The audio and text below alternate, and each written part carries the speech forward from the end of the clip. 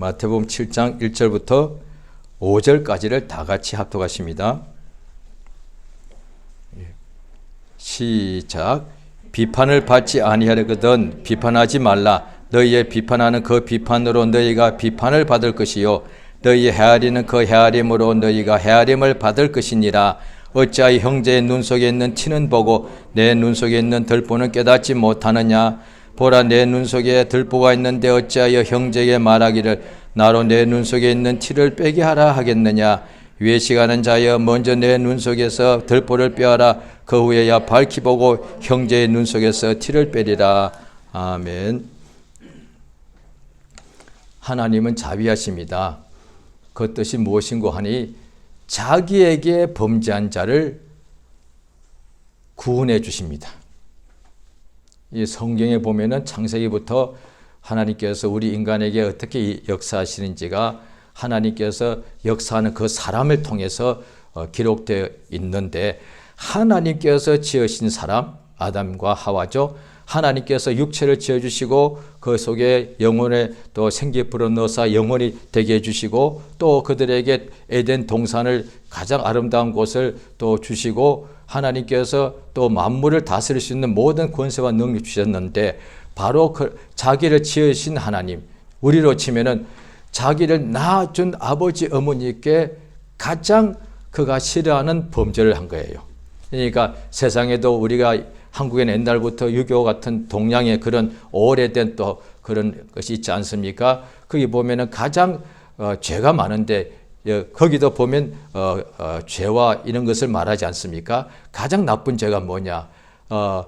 왕한테 그러니까 반역하는 죄, 그 다음에 또 그 못지않게 큰 죄가 뭐냐? 자기를 낳아주고 길러준 부모를 때리고 부모한테 거역하는 것. 그러니까 성경에 율법에도 부모를 거역하거나 부모를 때리거나 하는 자는 반드시 이렇게 돌로 쳐서 죽이라 하는 것이 하나님의 명령이라는 거예요. 그러니까 그게 율법이죠. 자, 그러면 왕이 그 나라의 모든 것이 주인인데 왕한테 죄를 범했으면 왕은 반드시 그 사람을 이렇게 사형하지 않습니까? 죽이게 되죠. 그런데 그 왕보다 왕보다 억만 배로 크신 하나님께 범죄하는 거예요. 그럼 하나님께서 성경을 보면 하나님이 전능자시기 때문에 우주보다 더 크시고 만유보다 크신 하나님께서 만약에 원하신다면 자기에게 범죄한 사람을 얼마든지 하나님의 손가락으로도 사람들을 한 명이 아니라 지구 전체를 없앨 수 있단 말이죠.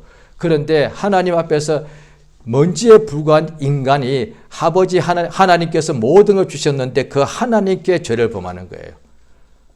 그러면 이제 심판받아 죽어야 마땅한데 하나님께 범죄하여 죽게 된 영혼들에 대하여 누가 관심이 있냔 말이에요.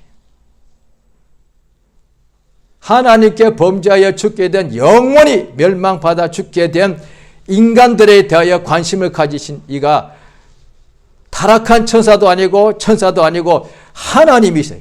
자기에게 범죄한 하나님 보시기에는 벌레만도 못한 인간들이 하나님께 거역하였는데 하나님은 그 인간들을 심판해야 마땅한 분이신데도 심판도 하시는 능력도 얼마든지 가지고 있으신데도 그 인간들을 하나님께서 구원하시려고 한다는 거예요.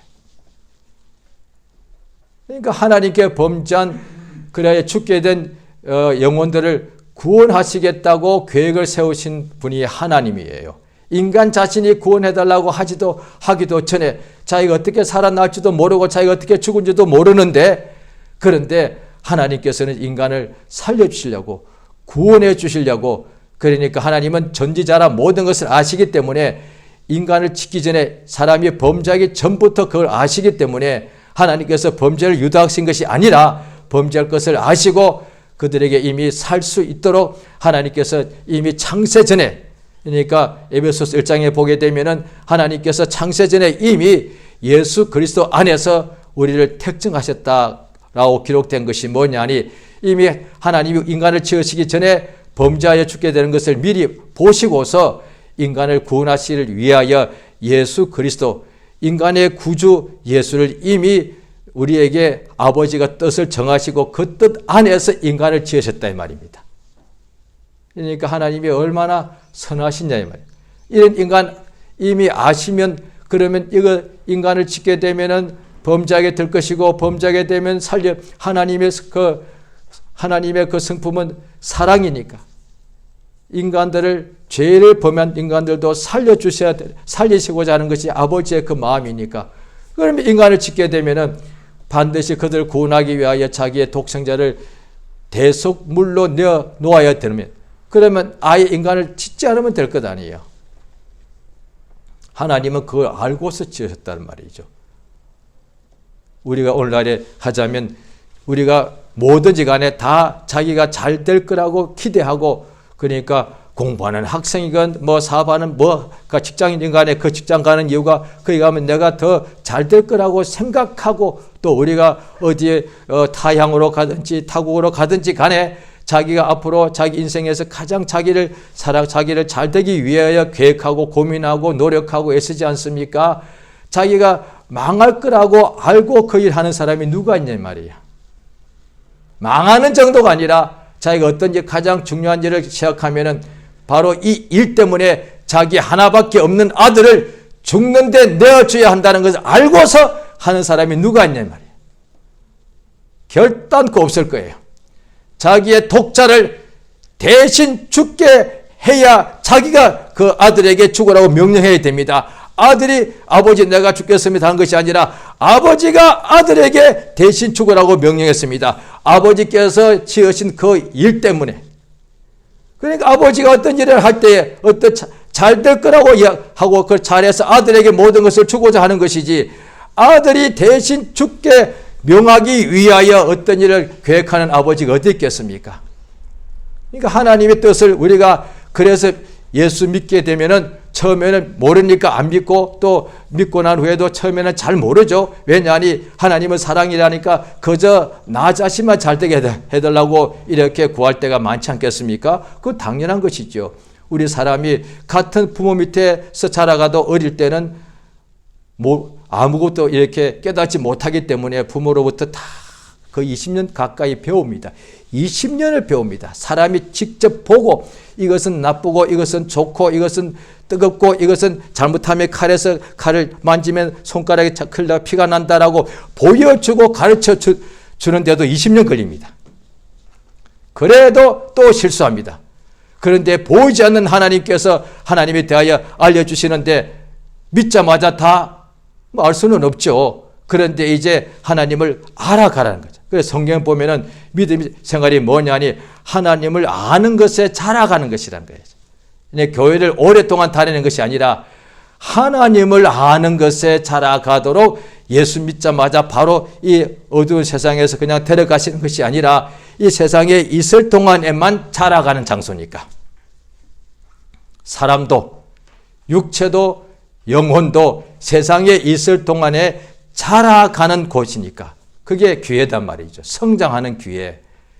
그러니까 그것이 하나님의 뜻이기 때문에 그래서 뭘 공부를 하든 사업하든지 계속 이게 성장하지 않습니까? 계속 성장하거든요. 그러니까 자기가 잘해 사는 것 같지만 성경에 보면은 고린도 교회 사람들이 워낙 훌륭한 사도가 와서 이렇게 말씀을 전해주니까 이 큰 교회에서 새 파가 이렇게 생겼다는 거예요. 나는 게바, 나는 그러니까 하나님의 예수의 사도인 나는 베드로파다. 나는 베드로 선생이 제일이라고 본다. 아니다. 나는 우리 교회를 이렇게 설립한 선교한 우리 바울이 나는 바울이 진짜 하나님의 종이라고 본다. 아니다. 나는 아볼로라는 사람이 참 성경을 기가 막히게 풀어주더라. 이게 세 파가 됐단 말이죠. 그런데 바울 선생이 말하기를 아볼로나 게바나 나 바울은 아무것도 아니다. 우리는 그냥 심고 물 주었을 뿐인데 자라나게 하시는 분은 하나님이시다. 우리가 스스로 하다 보니까 뭔가 다 실제로 잘 됩니다. 나무를 심어도 나무가 자라나고 5년이 지나니까 열매를 많이 맺고요. 농사를 지으면 해마다 가을 되면 엄청난 열매를 수확하고요. 그 다음에 일하다 보니까 그렇게 열심히 일하니까 5년, 10년 지나니까 점점 재산도 많아집니다. 재산도 정식이 되고 아이들도 잘 자라고 자기들도 점점 더 잘 됩니다. 이러니까 내 힘인 줄 압니다. 그렇게 열매가 많아지게 하고 수고하고 예수께서 처음에 하나님 말씀에 아담이 범죄했을 때 하나님께서 하신 형벌이 뭡니까? 얼굴에 땀 흐르면 식물 먹는다는 거예요. 열심히 땀 흘려 일하면 잘 산다는 거예요. 그게 형벌이에요. 그전에는 땀 흘리지 않아도 하나님께서 에덴 동산에 모든 먹을 것을 주셨는데, 그러니까 성경 예수님께서 이렇게 말씀하신 적이 있습니다. 사람들이 믿는 다 하면서 무엇을 먹을까 마실까 걱정하니까 공중나는 새를 보아라. 저들이 농사를 짓느냐 들여있는 백합화를 보아라. 저들이 수고를 하느냐 하나님께서 먹이시고 입히시고 기르시지 않느냐. 에덴 있을 때 딱 그랬다는 말이에요. 에덴 동산에서 아담과 하와가 범죄하기 전에 딱 그 상태였습니다. 그들이 수고하고 일하지 않는데도 하나님께서 먹이시니까 항상 그냥 에덴 동산에 먹을 것이 가득했단 말이에요. 그 동산에서부터 내 큰 강의 근원이 시작됐으니까 어차피 공기와 햇빛과 물만 있으면 모든 것이 다 잘 자라지 않습니까? 그런데 에덴 동산에는 내 강의 근원이 있었으니까 거기가 얼마나 좋은 땅이냐 말이에요. 그러니까 거기서 열매가 항상 맺히는 거예요. 요한계시록에 보면 하늘나라 가면은 공중에 떠 있는 것이 아니라 바다가 있고 강도 있고 길도 있고 땅도 있습니다. 강도 있습니다. 그 강 좌우편에 하늘나라의 과실들이 열매 나무들이 꽉 있는데 그 하나님의 생명수 강이 하늘나라에서 이렇게 흘러가니까 그 강 좌우에 있는 그 나무들에서 생명나무가 그렇게 많이 맺히더라는 거예요. 에덴 동산이 하늘나라가 우리가 가게 될 것에 대하여 세상에서 미리 보여준 하나의 예표단 말이에요. 하늘나라 가면은 그 생명수 강이 흘러가는데 그 강 좌우에 나무들이 그렇게 생명나무들이 꽉 이렇게 있는데 거기서 생명나무 과실들이 그렇게 많이 맺힌다는 거예요. 그 말은 천국 들어가면은 이 땅에서처럼 땀 흘려 일하는 곳이 아니다 이 말이야. 여기서는 땀 흘리고 평생 동안 수고하고 무거운 짐을 지고 일을 해야만 식물을 먹지만은 예수 믿고 난 후에도. 그런데 하나님께서 우리에게 예수 믿는 자에게는 걱정하지 말라는 거예요. 하나님께서 참으로 우리에게 할 일을 주시고 그 일하고 난 후에 우리가 일하고 난 후에 일하는 목적이 뭡니까? 열매를 얻기 위해서인데 하나님이 다 주신다는 거예요. 그러니까 예수 믿고 안 믿고의 차이가 뭐냐니 일은 똑같이 합니다. 저는 처음에 믿을 때 이것을 저는 착각했습니다. 처음 믿으니까 잘 몰랐죠.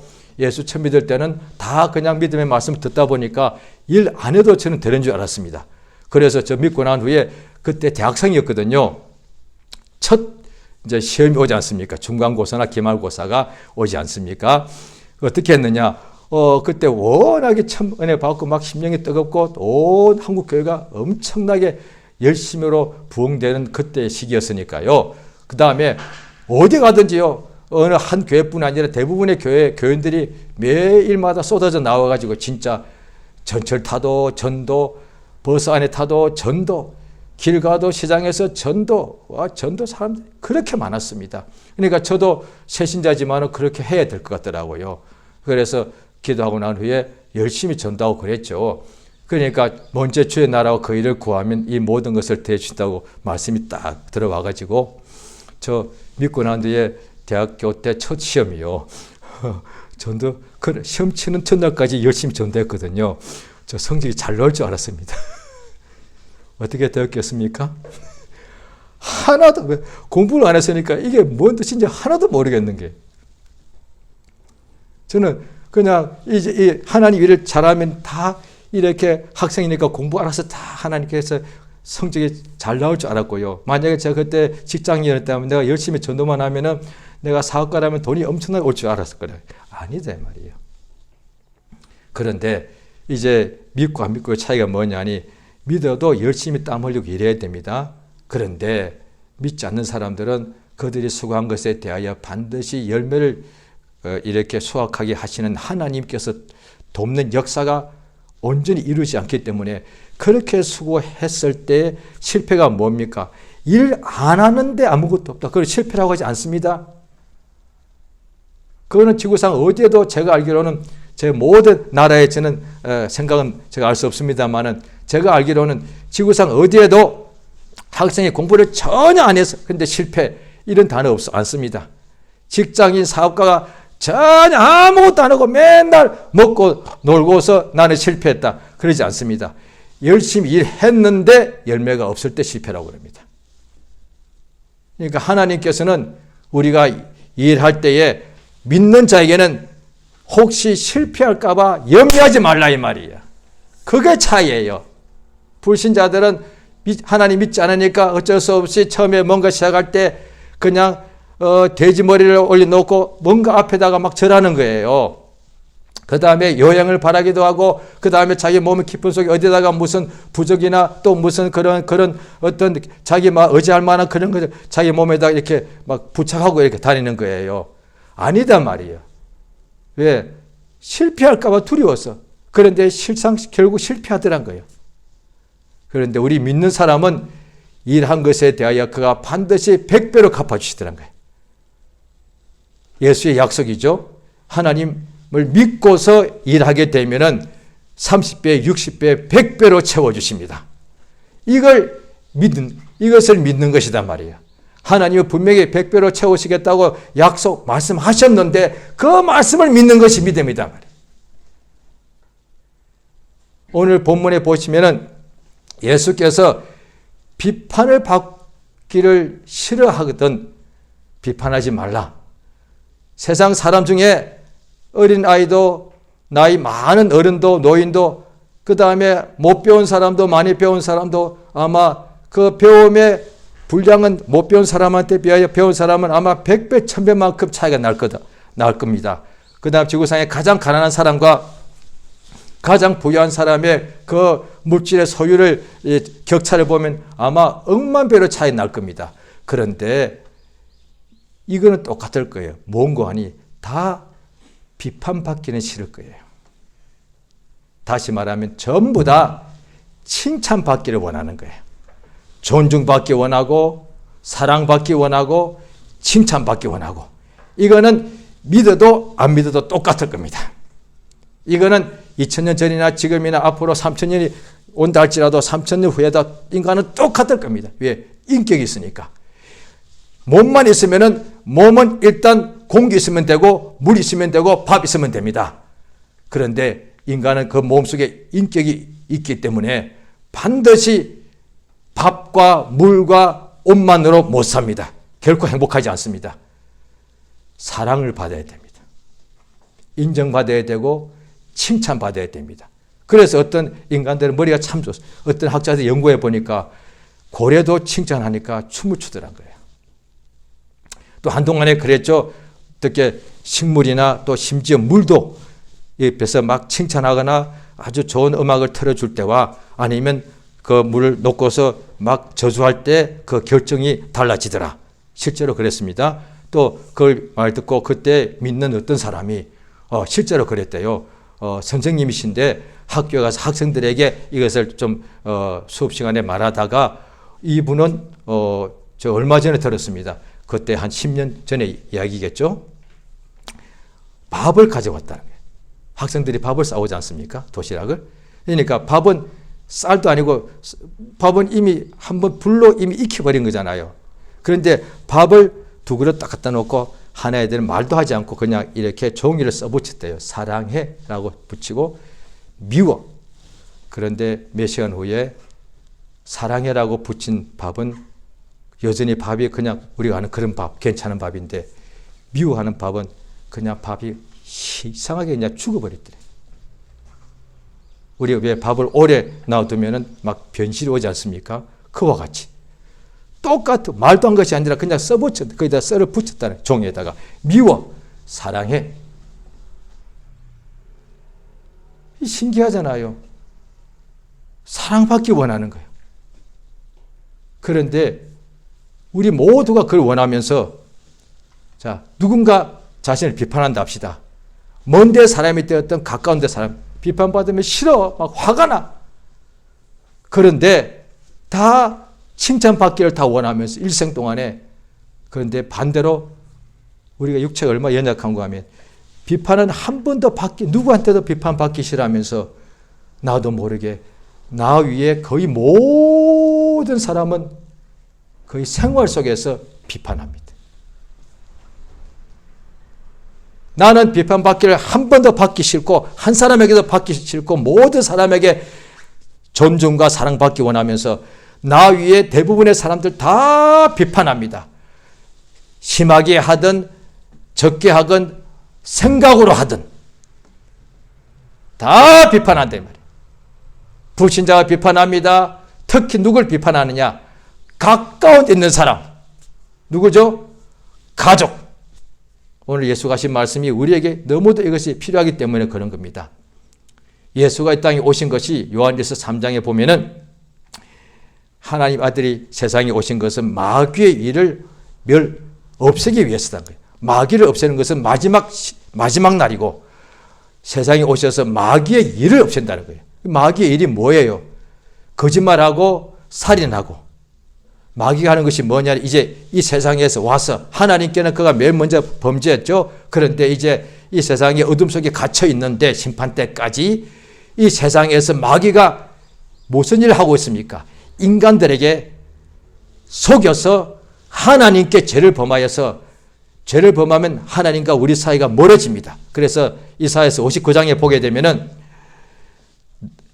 하나님이 이스라엘 백성들에게 하신 말씀에 너희가 이렇게 기도하고 하나님 믿는다 하지만은 내가 눈이 어두워서 귀가 닫혀서 못 듣고 내 손이 짧아서 너희를 내가 이렇게 살리지 못하는 것이 아니라 너희의 죄와 악이 나와 너희 사이를 멀어지게 만들었다. 죄는 마귀가 우리 인간들에게 범하도록 유혹하고요. 인간이 그 유혹을 받아들여서 죄를 범하게 되면 하나님하고 사이가 이간질됩니다. 그래서 디아볼로스라는 거예요. 디아는 둘로, 볼로스는 쪼개다, 없애다 이거단 말이에요. 그러니까 마귀는 뭐냐? 하나님과 우리 사이를 이게 이간질하는 자다. 쪼개는 자뿐 아니라 부모 사이 이간질하고 부모 자식 간에 이간질하고 성도 간에 이간질, 이게 마귀가 하는 짓이단 말이야. 그런데 사람들이 이것을 모르고서 원래 사람들이 이런 줄 알고 그러니까 집안 식구들이 다 허물이 많죠. 그러니까 나도 모르게 비판하는 거예요. 지구상에 아마 우리가 살고 있는 중에 가장 비판을 많이 주고받는 사람이 아마 가장 가까이 사는 가족들일 것 같아요.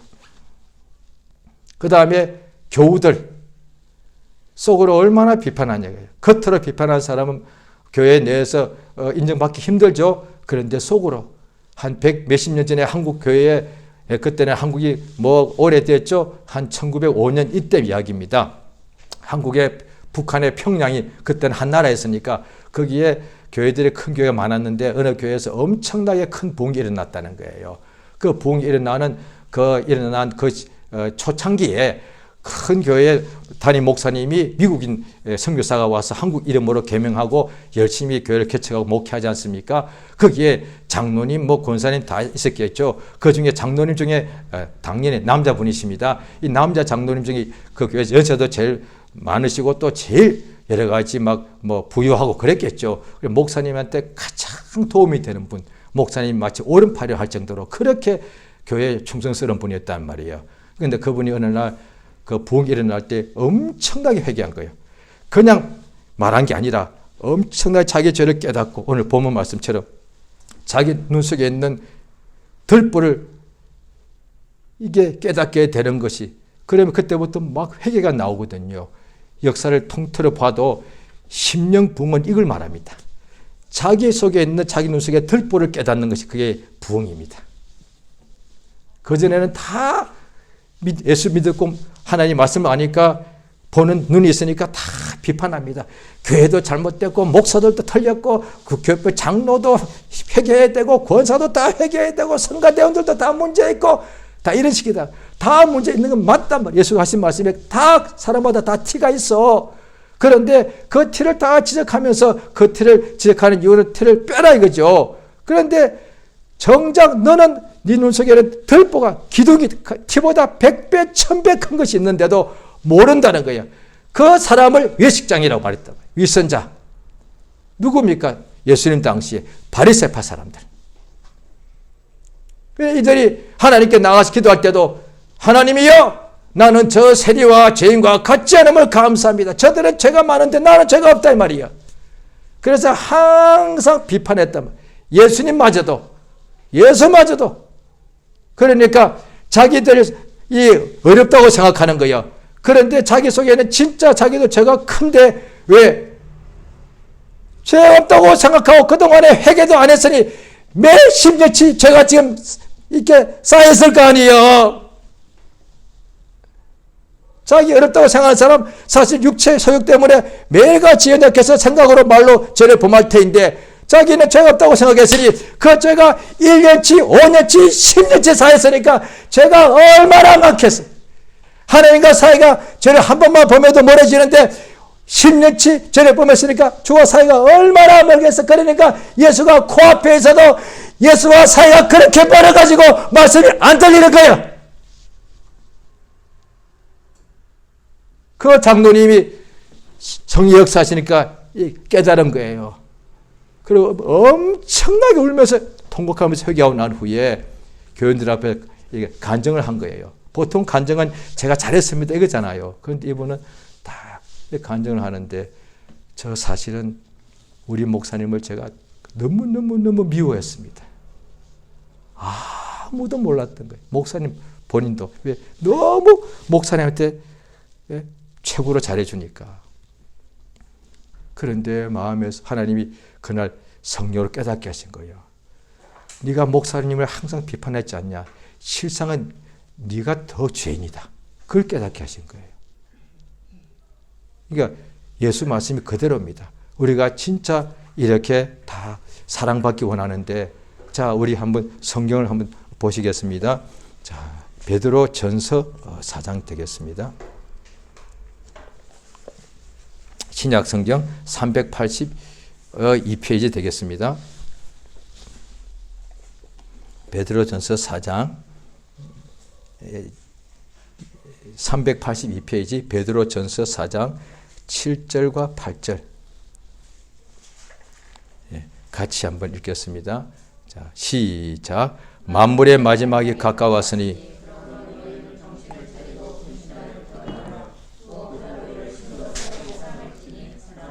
허단 무엇보다 열심으로 서로 사랑할지니. 무엇보다 열심으로 자기 사랑하라. 그건 말 안 해도 일생 동안 대부분의 사람들은 자기를 그렇게 사랑하지 않습니까? 그거는 말할 필요가 없는 거예요. 그런데 무엇보다도 그 어떤 것보다도 건신하고 기도하는 것도 참 해야 되는데 그것보다도 더 중요한 것은 열심으로 서로 사랑하라는 거예요. 사랑은 허다한 죄를 덮느니라. 그러니까 하나님은 죄가 없으신 분이고 이거는 누구에게 해당되는 거예요. 마귀의 죄를 덮어줘도 마귀를 사랑하면 안 되는 것이고 오직 우리 인간들을 말하는 거예요. 우리 사람, 허물 많은 우리 인생들을 하나님께서 사랑하셨다는 것은 하나님이 우리 죄를 심지어 조금 전에 예를 들었지만 그 장로님처럼 저도 나도 나의 죄를 다 나도 나의 죄를 없다고 할 때 있지 않습니까? 나도 나의 죄를 다 내가 범했는데도 내가 죄를 범했는지도 잘 모를 때가 많지 않습니까? 그러니까 죄는 내가 범한 죄는 나 외에는 모르고 나만 가장 잘 아는데 심지어 나 자신도 내가 범한 죄가 몇 가지인지 뭔지를 다 모른다는 거예요. 그런데 하나님은 전부 다 알고 있는 거예요. 그러니까 이를테면 내가 범죄한 것은 하나님께 범죄한 것인데 제가 하나님께 내가 미처 깨닫지도 못할 정도로 죄를 많이 범했음에도 불구하고 내가 하나님께 항상 나가서 기도를 한다고 합시다. 뭐 예배하고 찬송한다 합시다. 내가 기도할 때 하나님 아버지 내가 참 사랑합니다. 아시지 않습니까? 이런다 합시다. 그렇게 내가 말하는 까닭은 지금 내가 하나님께 죄를 많이 범했다는 것을 모를 때예요. 성경에 조금 전에 했던 이야기가 그대로 나옵니다. 바리새파 사람은 성전에 가서 나는 감사합니다. 나는 저 세리와 같지 않음을 감사합니다. 자기는 죄가 없다 이 말이죠. 그런데 어떤 죄인은 하늘을 우러러 쳐다보지도 못하고 주여 나를 불쌍히 여기소서 나는 죄인으로서이다 이랬단 말이에요. 누구를 하나님께서 더 이렇게 받으셨겠느냐. 듣는 사람들도 알더라고요. 하나님께서 죄인을 먼저 이렇게 받으셨겠습니다. 그렇죠. 내가 하나님께 감사 찬양할 때 많은 경우는 내가 하나님 앞에 나의 죄가 안 보이니까 그러는 거단 말이에요. 안 보이니까 주님 사랑합니다. 나는 내가 봐도 참 열심히 하는 것 같습니다. 나는 저 어떤 보다도 기도를 더 많이 하는 것 같습니다. 나는 성경을 더 많이 하는 것 같습니다. 이렇게 그것도 사실은 사실인데 그런데 그런 까닭은 자기 죄를 지금 자기가 아마 필경은 자기 죄가 자기 눈에 안 보이기 때문에 그런 거예요. 예, 저 같은 경우도 어느 날 교회에서 섬기게 되었는데 뭐 새벽 기도부터 뭐 주중에 예배, 신방 뭐 너무너무 바쁘게 일을 한 적이 있었습니다. 한 30대, 40대, 50대 초반까지요. 그런데 어느 날 40 초반 때입니다. 하나님께 더 의지해야 될 것 같은 간절한 인도하심이 있어가지고 하루 종일 저녁 때까지 신방하고 어떤 때는 밤 12시까지 신방을 뗐었습니다. 왜? 그분이 직장인은 그때밖에 신방이 안 된다고 해가지고 그러고 난 뒤에 쉬어야 되는데 몸이 너무 힘드니까 그대로 예배당으로 가가지고 밤새도록 또 철야기도 한 적이 있었습니다. 연속으로 매일 했는데요. 한 150일 가량 했을 거예요. 그러니까 시간이 많을 때 한 것도 아니고 하루 종일 그렇게 일하고도 계속 했다. 그러니까 너무 피곤하죠. 그런데 그때는 진짜 말 그대로 일사가고 죽을 각오할 마음으로 했다. 왜? 몸이 힘드니까. 이러다가 내가 죽을 수 있겠다는 생각이 들더라고요. 그래도 하나님께서 쓰신 다음에 살려놓을 것이다. 이런 마음으로 철야기도 하게 됐는데 이제 철야기도를 거의 이제 끝마치고 그 다음에 일이 하도 많으니까 더 이상 할 수 없게 되는 상황에 와서 이제 한 150일 철야기도 마치고 이제 제가 계획했습니다. 내일 모레면 이제 기도를 이제 마치는 날입니다. 제가 그날 밤에도 하루 종일 그러니까 더 정신이 맑아지니까 밤새도록 감사기도 하고 이랬단 말이죠. 그러면서 주님 나 하나님 아버지와 난 자녀니까 이런 좀 애교를 했습니다. 아버지 나 이쁘잖아요. 나한테 상 하나 주셔요. 왜? 하나님의 은혜와 은사는 다 주시는 선물이니까. 아버지 나 이렇게 150일 동안 철학이 됐잖아요. 아버지 나한테 상 하나 선물 하나 주세요 했단 말이에요. 그게 밤 한 12시나 1시쯤이었을 거예요. 그렇게도 하면서 막 감사하면서 막 눈물도 왜 내가 이렇게도 할 수 있다는 너무 감사하고 또 내가 살아있다는 것도 너무 감사하고 그래서 막 기도하고 있는데 갑자기 조금 있다 생각이 뭔가 확 선물 주시는 거예요. 깨달아지는 거예요. 그러니까 그게 뭐냐 했더니 생각인데도 한 음성과 가까운 음성이라면 또 생각과 가까운 작업 육성으로 아무개 인소리 아닌데 음성은 생각인데 굉장히 강했다 이 말이에요. 그런데 저는 그때 무슨 음성이 들리게 나의 사랑하는 아들아 저는 이럴 줄 알았습니다. 그걸 기대했거든요. 그런데 너는 마귀다 이걸 여러분들 그냥 잊어버려서 따라하시면 안 됩니다. 저는 이런 간증도 들어본 역사가 없습니다. 너 너무 뭐냐 이거 새벽이다 보니까 내가 헛소리가 들리나? 마귀다. 그런데 가만히 생각해보니 이게 또 반복돼서 두 번 더 오는 거예요. 그래서 제 생각할 때 마귀가 나를 지금 너무 때리려고 하는 것 같아. 왜? 이렇게 열심히 하니까 나 확 이렇게 시험되게 하려고 그래서 제가 마귀야 물러가라 이랬다니까요. 그런데 계속 기도하는 중에 그 생각이 하나님께서 주시는 것 같아가지고 저도 모르게 그랬습니다. 제가 왜 마귀입니까? 그때 제가 혼자밖에 없습니다. 지금부터 한 6, 7년 전입니다. 그날 밤 있던 걸 생생히 기억합니다. 150일 다 기억 못하고 그날 생생히 기억합니다. 무릎 꿇고 강단에서 무릎 꿇고 깜깜 불 다 꺼놓고 기도하면서 아니 철야기도 150일 하는 마귀 봤습니까? 이랬다니까요. 아니 밤새도록 몸부림치고 기도하는 마귀가 어디 있냐고요. 제가 이랬다니까요.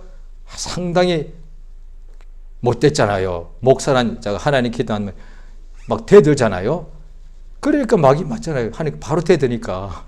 그런데 그때 하나님께서 어떤 생각을 주시냐 하면은 마태복음 4장에 예수를 마귀가 유혹할 때 말씀을 인용합니다. 이 마귀가 말씀을 거의 다 안단 말이죠. 그래야 성경 가지고 사람들을 속이니까 이단이 나오는 거라고요. 이단은 거의다가 성경 많이 읽고 기도 많이 하는 사람들이에요. 그들 가지고 그들을 어떻게 속이느냐. 뭔가 보이고 들리고 성경을 알려주면은 미혹되거든요. 안 그러면 미혹될 사람들이 아니니까. 이단 때는 하나같이 거의다가 성경 말씀 가지고 미혹됩니다. 이 말씀이 내게 준 말씀이고 이 말씀의 이 존재가 나다 이런 식이거든요. 그러니까 마귀는 성경을 다 안다 이 말이에요. 그때 왜 제가 마귀입니까 했더니 너 성경을 맨날 단에서 전하는 사람 아니냐. 예, 그렇죠. 마귀도 성경을 다 아는데 단 그 말씀을 믿지 않는 자 아니냐. 그렇죠. 너 성경 매일 설교하면서 전하지 않느냐. 신방하면서 전하지 않느냐. 예. 너 그 말씀대로 다 사니? 믿니? 아니네요. 그게 마귀의 하는 짓이다. 너 성경 많이 안다고 스스로 속으로 자랑하는지 모르겠는데 그 성경은 지식이 아니라 명령이잖니.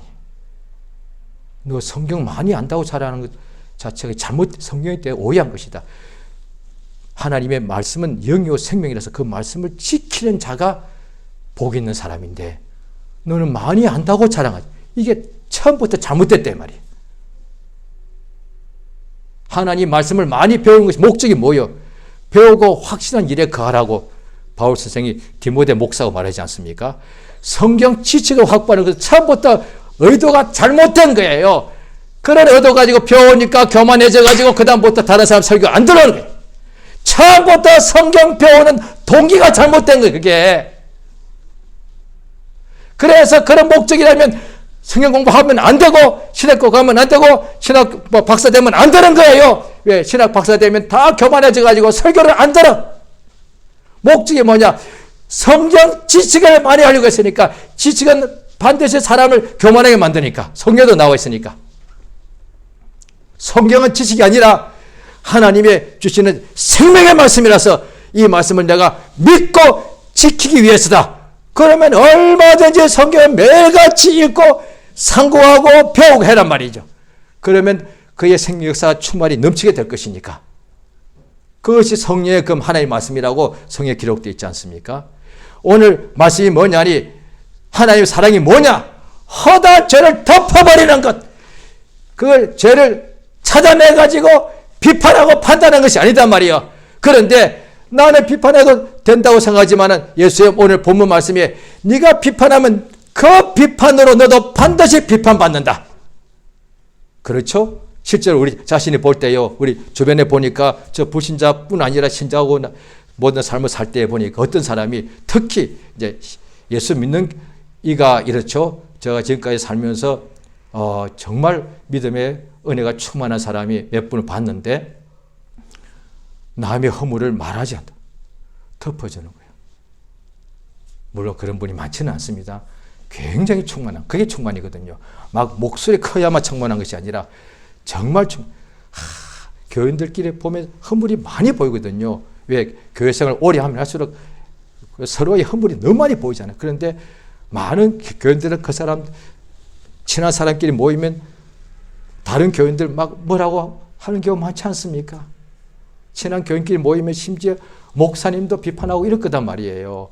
그런데 어떤 사람은 그런 일 모임도 하지 않을 뿐더러 그런 이야기도 끼지 않을 뿐더러 혹시 누가 억지로 말시키면은 그냥 자는 뭐 자기도 알 텐데 저는 잘 몰라요 이러고 계속 어떤 데는 덮어주더라고요. 그 사람이 어느 날 약점이 허물이 드러나더란 거예요. 어떻게 되었을까요? 모든 교인들이 덮어줍니다. 신기해. 성경 말씀 그대로예요. 왜? 항상 봤으니까. 내가 오래 교회 생활 오래 했지만 저 사람은 항상 교인들이 나도 약점이 드러나 저 사람은 항상 내 약점이 알면서도 항상 나를 덮어주고 기도해주고 나를 항상 이렇게 아껴주더라고요. 그걸 내가 받았으니까. 근데 그 사람의 약점이 드러날 때 나도 모르게 나도 똑같이 덮어주는 거예요. 다른 사람들이 어떤 사람 나를 항상 비판하는 사람이 있으면 나도 그 사람 비판하게 되는데 나를 사랑으로 품어준 사람에 대해서는 내가 나도 모르게 항상 덮어줘. 아, 그분은 그런 사람 아니에요. 아, 그분은 그게 그냥 실수한 걸 거예요. 이렇게 덮어주더라고요. 이것이 사랑이라고 말해요. 그러니까 죄인들도 자기를 좋아하는 사람을 사랑한다. 그거는 다 하는 것이다. 그런데 하나님의 사랑은 뭐냐니 그 사람들 나 자신도 마찬가지. 자기를 막 비판하거든요. 이거 바보 같아. 이것밖에 믿음이 없어. 왜 이렇게 믿음으로 못 살고 순종하지 못해. 바보 같아. 미워. 자기도 미워할 수 있단 말이죠. 그런데 자기 약점을 자기가 가장 잘 아니까. 그런데 자기가 좀 잘하면 막 자랑하겠죠. 자기의 허물도 이렇게 자기를 사랑하는 그게 진짜 자기 진정한 그게 사랑이다 이 말이에요. 부부간에 가장 사랑해서 한 가정을 이뤘는데 남편과 아내가 되었는데 이제 같이 한 집에서 살아가니 한 방에서 살아가니 허물이 너무너무 많아요. 심지어 부모님도 다 모르는 허물. 왜? 부모님도 품에 안고 있을 때는 자기 자식 알지만은 아이들이 크고 나면 한 방을 안 쓰기 때문에 다 몰라요. 그런데 부부는 전부 다 아는 거예요. 그래서 부부는 서로 이렇게 벌거 번다고 표현하는 거예요. 전부 다 아는 거예요. 그런데 그렇게 사랑해서 하나가 되었는데 둘 다 약점 있는 인간이다 보니까 한 집에서 살면은 서로 비판하게 돼요. 비판하게 되면 그렇게 목숨을 줘도 아깝지 않을 만큼 사랑하는 사이가 금이 짝짝 가는 거예요. 그게 심해지면 나중에 완전히 남남되죠. 근데 시작은 이거예요. 비판이 시작되는 거예요. 왜 그래? 왜 그것밖에 못해? 그러면 또 상대방 똑같이. 그러면 당신은 잘하나? 예수 말씀 그대로입니다. 내가 비판하면 나도 그 비판대로 반드시 비판받습니다. 이런 사람이 누구냐? 또 예수님께서 형제 보고 형제여 내가 당신을 사랑하니까 하는 소리야. 그 고쳐. 이렇게 말하는 사람은 외식장이란 거야. 외식하는 자들아. 먼저 네 눈 속에 있는 들보부터 빼어라.